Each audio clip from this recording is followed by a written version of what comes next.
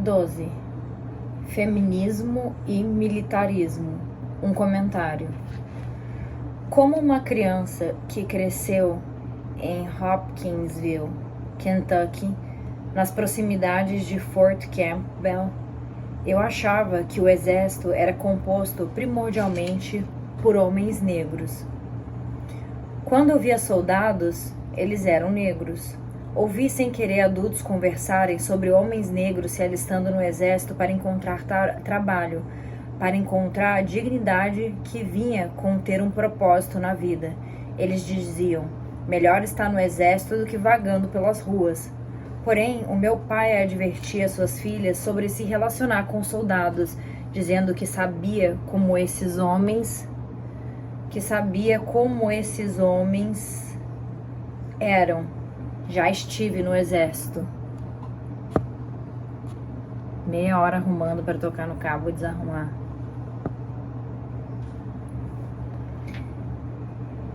Havia um aspecto de sua experiência nos regimentos de negros que trabalhavam nas linhas de apoio durante a Segunda Guerra Mundial que o transformou profundamente. Depois de voltar para casa, ele não mostrou nenhum interesse em viajar para novos lugares, para terras estrangeiras. Um aspecto inexplicável, inominável, daquela experiência fez com que permanecesse próximo de casa. Eu consigo lembrar da minha surpresa quando descobri fotos dele de uniforme, tiradas em lugares longínquos sobre os quais ele nunca tinha falado. Porém, ele sempre guardava em seu quarto uma foto dos homens negros do 537 Batalhão. 537º, eu sei lá se é assim que fala, batalhão. Depois vou conferir. E deixo no comentarinho. Quando criança, nós estudávamos os rostos daqueles homens negros de uniforme, procurando por ele. Aos 61 anos, meu pai viajou para a Indiana para se reunir com seus companheiros do exército, para viver o luto por aqueles mortos. Lamentar que nenhuma quantidade de luta tivesse trazido um fim para a guerra. Há mais de 10 anos, quando me candidatei pela primeira vez a uma vaga na universidade, uma das faculdades tinha uma bolsa especial para parentes de homens que haviam lutado na Primeira Guerra Mundial. Foi então que perguntei ao meu avô, Daddy Gus, se ele tinha lutado na guerra. Quando respondeu, a voz dele foi brusca e exasperada. Não, eu não queria nada com guerra. Porque eu deveria ter lutado numa guerra? Não, eu nunca lutei a guerra de ninguém. Da minha infância à fase adulta, ele se elevou no horizonte da masculinidade como homem que viveu verdadeiramente em paz e harmonia com aqueles ao seu redor. Violência não era o jeito dele. Eu me impressionava com a sua persistência e postura anti-guerra, igual a postura anti-guerra de outros homens negros da nossa comunidade no Sul. Todos muito abertos sobre os seus sentimentos sobre a militarização, realçando a contradição de homens negros que serviam em guerras, que morriam por este país, por essa democracia que institucionalizou o racismo e lhes negou a liberdade. A atitude deles nos mostrava que nem todos os homens glorificam a guerra, nem todos os homens que lutam guerras acreditam necessariamente que guerras são justas, nem todos os homens são inerentemente capazes de matar, nem a militarização é a única forma possível de segurança. Eu sempre penso nesses homens negros quando ouço afirmações sugerindo que os homens gostam de guerra, que desejam a glória de morrer na guerra. Muitas mulheres que advogam o feminismo veem a militarização como um exemplo de conceitos patriarcais de masculinidade e do direito dos homens dominarem os outros. Para essas mulheres, lutar contra a militarização é lutar contra o patriarcado. Hannah Peterson argumentou em seu ensaio Militarism and the Tradition of Radical Feminism, militarismo e a tradição do feminismo radical. Impedir a guerra é lutar contra o poder masculino, expor e desafiar as pretensões de masculinidade e reconhecer e agir contra os princípios básicos que operam em todos os domínios da sociedade patriarcal capitalista. Na introdução de seu livro de ensaios Ain't Nowhere We Can Run, A Handbook for Women on the Nuclear Mentality, Não Há Para Onde Correr, o Manual para Mulheres sobre a Mentalidade Nuclear, Susan Cohen escreve: acreditamos que a tirania criada pelas atividades nucleares é meramente a mais recente, a mais séria manifestação de uma cultura caracterizada por toda forma de dominação e exploração. Por esta razão, a presença da mentalidade nuclear no mundo pode somente ser vista como uma parte do todo, não como um assunto isolado. Nós encorajamos a percepção de que separar o assunto das usinas de energia nuclear e armas da perspectiva cultural, social e política dominante na sociedade resulta em uma compreensão limitada dos problemas e, por outro lado, limita o alcance de soluções possíveis. Propomos então o argumento de que esses construtos definidos masculinamente, que controlam a nossa estrutura social e relacionamentos, são diretamente responsáveis pela proliferação de usinas e armas nucleares. O patriarcado é a raiz do problema, e os perigos eminentes criados pela mentalidade nuclear servem para chamar a nossa atenção para o problema básico do patriarcado. Ao igualar militarismo e patriarcado, essas feministas estruturam seus argumentos de modo a sugerir que ser masculino é sinônimo de força, agressão, vontade de dominar e ser violento com os outros, e que ser feminino é sinônimo de fraqueza, passividade e vontade de nutrir e afirmar a vida dos outros. Mesmo que esse pensamento dualístico possa refletir normas estereotipadas vividas por muitas pessoas, ele também é perigoso, é um componente ideológico básico da lógica que configura e promove a dominação na sociedade ocidental. Mesmo quando invertido e empregado para propósitos significativos, como o desarmamento nuclear, ele ainda é arriscado, pois reforça as bases culturais do machismo e outras formas de opressão de grupo. Sugerir, como faz tal pensamento, que mulheres e homens são inerentemente diferentes de alguma maneira fixa e absoluta, implica dizer que mulheres, em virtude de nosso sexo, não exercemos nenhum papel crucial em apoiar e sustentar o imperialismo e o militarismo que serve para manter a ordem imperialista ou outros sistemas de dominação. Frequentemente as mulheres que fazem tais afirmações são brancas. Mulheres negras estão mais propensas a sentir fortemente que mulheres brancas têm sido bastante violentas, militaristas, no apoio e na manutenção do racismo. Ao invés de evidenciar para as mulheres o poder que exercemos ao manter sistemas de dominação e propor estratégias de resistência e mudança, as discussões mais atuais sobre feminismo e militarismo mistificam ainda mais o papel da mulher. Em concordância com o pensamento machista, mulheres são descritas como objetos ao invés de sujeitos. Nós não somos representadas como trabalhadoras e ativistas que, como os homens, fazem escolhas políticas, mas como observadoras passivas que não assumem nenhuma responsabilidade por manter e perpetuar ativamente o sistema de valor atual da nossa sociedade, que privilegia a violência e a dominação como as ferramentas mais efetivas de controle coercivo da interação humana. Uma sociedade cujos sistemas de valor advocam e promovem guerras. Discussões sobre feminismo e militarismo não evidenciam para as mulheres os papéis em sua variedade e complexidade que nós exercemos. Fazem parecer que todas as mulheres são contra a guerra, que os homens são o inimigo. Isso é uma distorção da realidade da mulher, não um esclarecimento, uma redefinição. Tal desvalorização dos papéis que as mulheres têm exercido constrói necessariamente uma falsa noção da experiência feminina.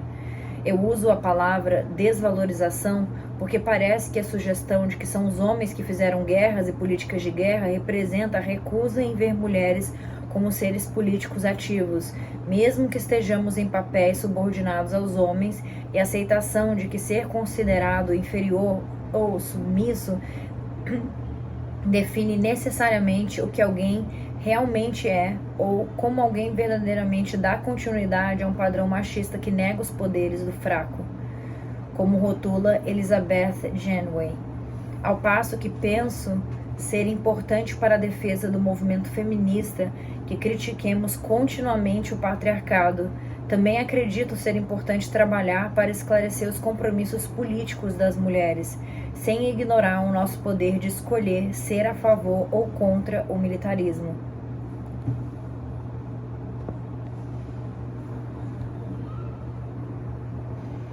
Quando ouço afirmações como mulheres são os inimigos naturais da guerra, estou convencida de que estamos promovendo uma visão simplista da psique das mulheres, da nossa realidade política.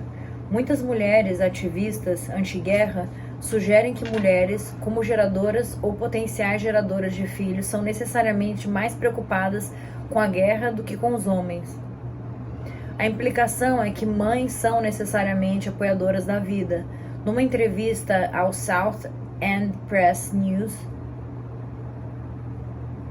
Leslie Kagan confirma que mulheres que participam do trabalho de desarmamento frequentemente sugerem que, porque carregam bebês, têm uma relação e uma responsabilidade especial com a sobrevivência do planeta. Kagan sustenta, e com razão, que esta é uma perspectiva perigosa, pois enfatiza a biologia da mulher e tende a reforçar a noção machista que iguala feminilidade e maternidade. Pode até ser que algumas mulheres, ou muitas, motivem-se para o ativismo devido a uma preocupação com seus filhos. Pode até ser um fator para alguns pais que não querem ver os seus filhos explodidos numa guerra nuclear também. Mas isso simplesmente não justifica uma perspectiva estreita e limitada. Limitada porque diz que a relação da mulher com uma questão tão importante como o futuro do nosso planeta se encontra em um único fato biológico. Defensores do feminismo que estão preocupados com o militarismo devem insistir que mulheres, mesmo aquelas que têm filhos, não são inerentemente mais pró-vida ou não violentas. Muitas mulheres que são mães são muito violentas. Muitas mulheres que dão à luz, sejam mães solteiras ou casadas, têm ensinado crianças, meninas e meninos a ver brigas e outras formas de agressão violenta como modos aceitáveis de comunicação, mais valorizadas do que interações de amor e cuidado. Mesmo que mulheres assumam com mais frequência um papel de cuidado em defesa da vida em seus relacionamentos com os outros, representar esse papel não necessariamente significa que elas valorizem ou respeitem esse modo de relação, assim como podem venerar a supressão da emoção ou afirmação do poder por meio da força. Feministas devem insistir que mulheres, inspiradas ou não pela maternidade, que realmente escolhem denunciar a violência, a dominação e a sua expressão máxima, a guerra, são pensadoras políticas que fazem escolhas políticas. Se mulheres que se opõem ao militarismo continuam a sugerir, direto ou indiretamente, que há uma predisposição inerente na mulher para odiar a violência, elas arriscam reforçar o próprio determinismo biológico que tem sido um bastião de antifeministas. Sobretudo, ao sugerir que mulheres são naturalmente não violentas, ativistas anti-guerra mascaram a realidade de que massas de mulheres nos Estados Unidos não são anti-imperialistas, não são contra o militarismo e, até que seus sistemas de valores mudem, elas devem ser vistas como apegadas, tanto quanto seus parceiros masculinos, a uma perspectiva sobre relacionamentos humanos que inclui a dominação social em todas as suas formas. O imperialismo, e não o patriarcado, é a base principal do militarismo. Muitas sociedades no mundo governadas por homens não são imperialistas, e nem é inconcebível em sociedades de supremacia branca, como África do Sul, Austrália e Estados Unidos, que homens machistas apoiem esforços contínuos para equalizar o status social das mulheres brancas e homens brancos a fim de fortalecer a supremacia branca. Ao longo da história dos Estados Unidos, proeminentes mulheres brancas que trabalharam pelos direitos das mulheres não viam nenhuma contradição entre este esforço e seu apoio a tentativas imperialistas brancas ocidentais de controlar o planeta. Com frequência, argumentavam que mais direitos para as mulheres brancas tornaria possível o apoio delas ao nacionalismo e ao imperialismo dos Estados Unidos.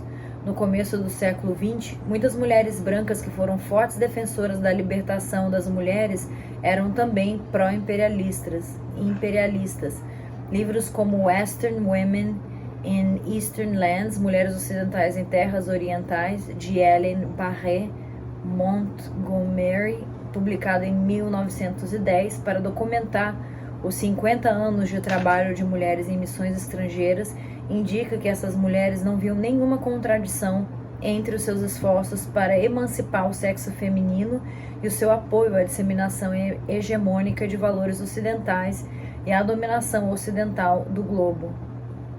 Como missionárias, essas mulheres, cuja vasta maioria era branca, viajaram para terras orientais não como soldadas, mas, ainda assim, armadas com a munição psicológica que ajudaria a perpetuar a supremacia branca e o imperialismo branco ocidental.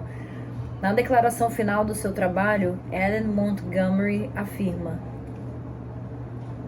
tantas vozes nos chamam, tantos demandam nossa lealdade, que corremos o risco de esquecer o melhor.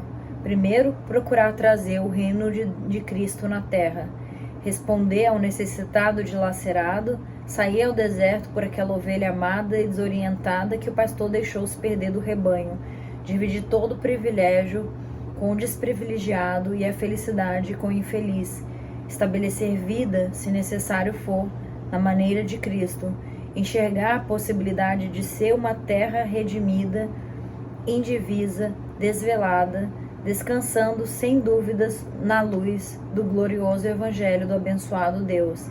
Esta é a missão do movimento missionário das mulheres. Cara, isso é uma loucura, né? Mas você tenta a todo custo disseminar a religião branca no mundo inteiro, né? Essa é a maior forma de dominação, de negação da cultura do outro, da importância da cultura do outro, né? Como algumas feministas contemporâneas, essas mulheres brancas estavam convencidas de que eram naturalmente predispostas a trazer nutrição e cuidado. Embora, neste caso, fosse para países não brancos, em vez de empreender esforços anti-guerras.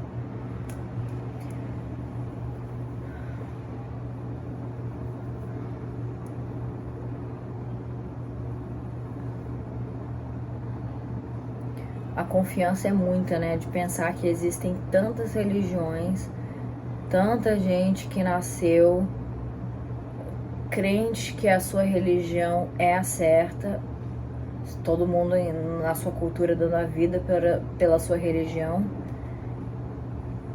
para uma achar, não, a minha é a certa absoluta, com certeza. Vou impor ela a todo mundo, essa é a salvadora.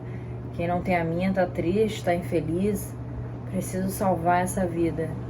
Muita prepotência, né, cara?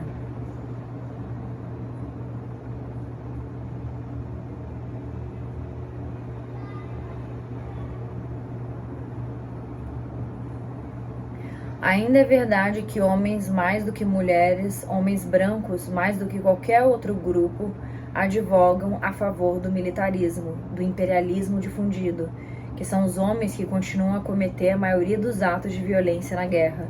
Porém, uma divisão sexual do trabalho não significa necessariamente que mulheres pensem diferente de homens em relação à violência, ou que ajam significativamente diferente quando no poder.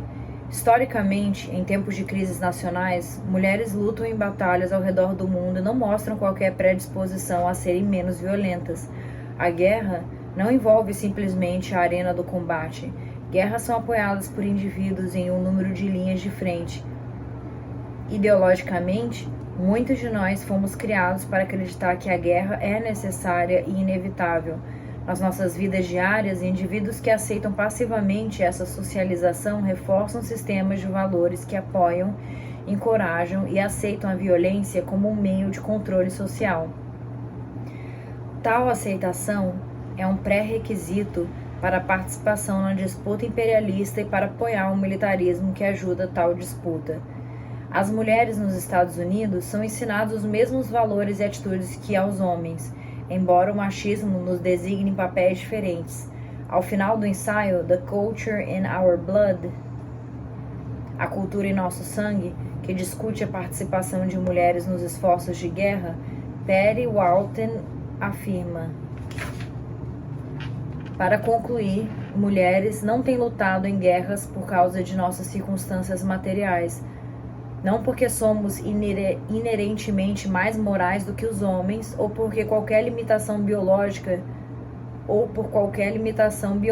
da nossa parte. O trabalho de mulheres apoia tanto a sociedade em guerra quanto suas atividades de paz, e o nosso apoio sempre derivou de nossa socialização específica como mulheres. De fato, a socialização de mulheres e homens complementa as necessidades da cultura na qual vivemos. Homens não são mais inerentemente agressivos do que mulheres são passivas. Temos culturas de guerra para então termos culturas de paz. A divisão sexual do trabalho quer dizer que, muitas vezes, como pais e mães, mulheres apoiam o esforço de guerra, inserindo na mente das crianças uma aceitação da dominação e um respeito pela violência como meio de controle social. O compartilhamento desses valores é tão central para a criação de um Estado militarista quanto é o controle generalizado de homens pelos pequenos grupos dominantes, que insistem que homens fazem guerra e recompensam seus esforços. Como os homens, as mulheres nos Estados Unidos aprendem a testemunhar passivamente a violência assistindo a infinitas horas de televisão. Para lutar contra o militarismo, devemos resistir à socialização e à lavagem cerebral em nossa cultura, que ensina a aceitação passiva da violência na vida diária, que nos ensina a eliminar a violência com violência. Em uma escala pequena, embora significativa, nós todos deveríamos monitorar o que as crianças assistem, o que nós mesmos assistimos na televisão. Como mulheres burguesas nos Estados Unidos se beneficiam da conquista imperialista como consumidoras, devemos assumir menos e defender uma redistribuição da riqueza como forma de acabar com o militarismo. Mulheres que se opõem ao militarismo devem estar dispostas a retirar todo o apoio à guerra, sabendo muito bem que tal afastamento começa necessariamente com uma mudança em nossas psiques, transformando a nossa aceitação passiva da violência como meio de controle social em uma resistência ativa. Cara, eu fico impressionada, né, como essa mulher investiu muito tempo a reflexão de tantos detalhes da vida para chegar numa conclusão dessa, né? Não à toa ela dedicou a vida inteira dela a estudar, a refletir, a ensinar. Que loucura! O que eu venho fazendo com a minha vida? Mas olha, ela conseguiu parar para pensar sobre a violência e como as mulheres participam disso passivamente, né? Loucura.